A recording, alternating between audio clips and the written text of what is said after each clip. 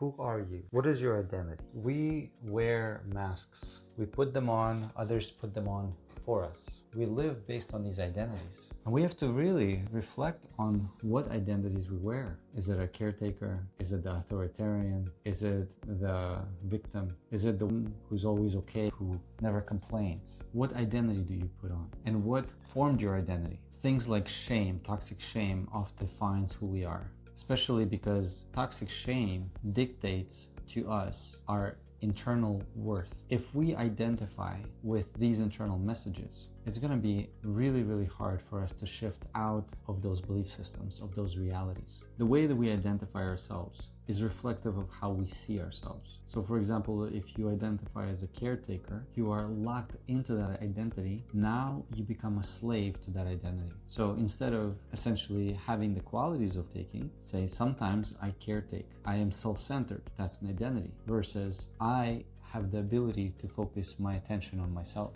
And sometimes I have the ability to focus my attention on others. I am stupid, could be part of your identity, right? Shifting out of that is sometimes I don't understand something or make mistakes. And sometimes I really get it. We all have strengths and weaknesses based on our personality traits, based on our experiences. The problem happens when we get locked into these identities that often are formed by coping mechanisms or experiences of being shamed or being scared. And in order to break that, we have to challenge that absolute belief system. When something feels or seems black and white, that means we are locked into some form of identity that is potentially suffocating us. It's not creating, it's not giving us space to breathe. And so I'm incapable becomes sometimes I am capable. And sometimes I lack capability. See? And when you stop identifying with it, you create more potential for change and for growth. And the more whatever you identify with has a grip on you, that most likely means that there's more trauma in that